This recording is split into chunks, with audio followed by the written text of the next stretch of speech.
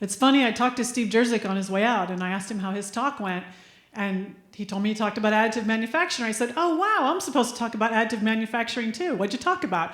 And he proceeded to tell me everything that he talked about. I'm like, wow, I was going to talk about that. I was going to talk about that. I was going to talk about that. So let me just redo my whole talk here on the spur of the moment. So this is really extraneous. So I was an astronaut, and I called my talk Your Space because it's really all about the space industry that you'll be working with as you guys progress through your careers. And your space is going to be different than my space. And I'm going to start this out by let's talk trash. When I got to the space station, and I lived there for 4.5 months, it was really obvious to me that we did not do a good job on the ground of thinking about the whole closed system of the space station, or what it's like to be in a space vehicle for a long period of time. Now, don't get me wrong, there's a lot of people worldwide who concentrate on logistics and making sure the right materials get up there, and they get up there and there's skip cycles so that if a vehicle doesn't make it, there's enough food and water and science equipment and supplies to last till potentially the next vehicle could get there. So there's a huge amount of work put into thinking about how you need to design a system that people can live in for a long period of time in low Earth orbit. But no one thinks about the trash. And think about what happens at home when you're in the kitchen, when you're in the bathroom, when you're in the living room, when you're in your study, when you're even when your office is at work. You wad up paper, you throw it in the trash can, you throw pencils in the trash can, you throw batteries in the trash can, you throw food in the trash can, and you wrap that up in a bag and you put it out on the curb, and it magically goes away to some place somewhere, and you never have to think about it again. Well, when you live in space, that's not the case, and it's incredibly eye-opening to get up there and look at what you have to do to work around the trash problem, where you have to put it, how you have to store it, how you have to track it. Is it dry trash? Is it wet trash? Is it equipment trash? Is it consumable trash? Is it human waste trash? And you can't just put it in a plastic bag and forget about it.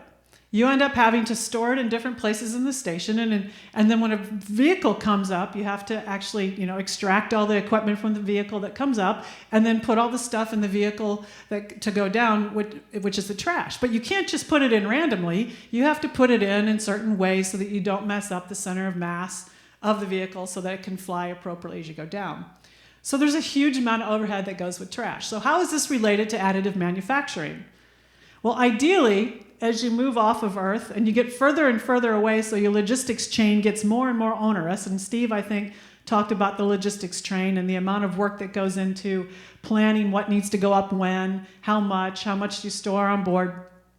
But as you go further and further away, your logistics chain gets more and more weak and fragile, and you're more dependent upon it, which is bad if it's 6 months you're in Mars, or even 3 or 4 days in the moon. So ideally what you want to do is design into your system the ability to recycle materials as much as possible. And this is where the additive manufacturing comes in.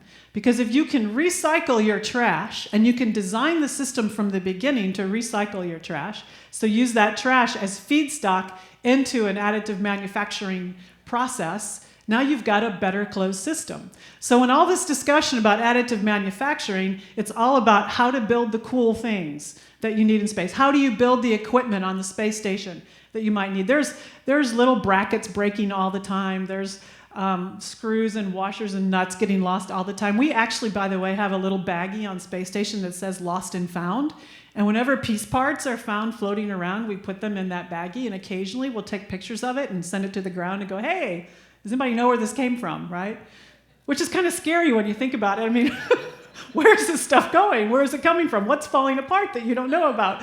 But the point is, if we think about how we're making all of this material, all these pieces on the station, and we're not thinking about where is that material coming from. We're launching the feedstock, right? We're launching the materials that we're going to use to feed into the machine on board, which is great. That's where we are. But you have to take a step back if you want to have a coherent additive manufacturing system, a coherent manufacturing process. How do you design the materials that you're sending to space, not only so they can be functionally appropriate for what you're asking them to do, but that when you're done using them in that particular role, you can recycle them as feedstock into a manufacturing process that could be based on additive manufacturing. And so I would argue that the discussion about additive manufacturing in space is bigger than just how you're using the machine. You have to look at the whole ecosystem. And that's easily forgotten because it all comes back to what do you do with your trash? And this is not only for inorganic materials, but you could even argue for organic materials. And this is where the ooh factor comes in. Because people are shocked that we recycle urine and we drink, purified urine and purified condensate water on station. Well, that's part of the closed loop system. And it actually happens here on Earth. You just don't realize it because our system is so big. But on station, of course, it's more obvious that's what you're doing. But the feces, the waste feces right now, and the waste from the food system just gets thrown away.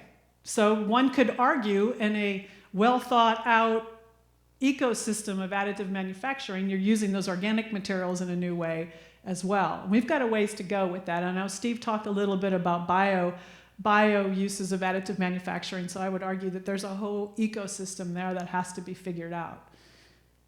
Because if you're going far, far away, if you're going to Mars, if you're going to go spend months and months or years and years around the moon, you're going to need to create these kind of closed systems. Because going to space is a lot like going on a camping trip. When you go on a camping trip, you're taking everything that you need with you, except air and water, generally, right? Well, even in space, you got to take air and water. And so you're reliant on that stuff that you have right with you. And those of you who camp a lot know you can get pretty creative with the materials at hand, because that's all that you have. And that's what you have to put into your mind as you go to space. And so I would argue that this is the kind of mindset that we have to think about as we think about what we're going to do with additive manufacturing in space. And you can even take that up a level, if you will. Let's put aside the human parts of it. We can talk about a manufacturing platform in space and what that looks like. And I was on a study that the National Academies did a few years back about what would it take to build a satellite in space from an additive manufacturing viewpoint. Well, it became clear it's not just about the additive manufacturing or additive part of the system. It's it's the whole manufacturing process. And you're like, okay, where does the feedstock come from again? Can you recycle satellites that are defunct on orbit and use them for feedstock? Do you go to an asteroid and get feedstock? What does it really make sense to launch from the planet as far as feedstock goes? And then there's the whole other ecosystem of what does a manufacturing platform looks like. And then you take that out to the ISRU use, so that's another form of additive manufacturing. What's the feedstock that's available as a natural resource on whatever body is that you're going to be on? And if there's not the feedstock that you need there, does it make sense to send it or to explore the neighborhood of that body and go find it? But again, you have to think about it as a bigger system than just the additive manufacturing in space. Additive manufacturing is a great tool, but like any tool, there's a whole toolbox that has to surround it. So I'm pretty sure I used up all of my time in that. Hopefully I give you something to think about, and it's the context of how we're going to use additive manufacturing, and it's the ecosystem that has to go around it. And we have a lot of challenges there, but that's your space. These are the things that you guys are going to be working on. These are the things that you guys are going to be solving. And I'm going to be very excited to watch you do it because you guys are a very creative group. So good luck, and thank you very much.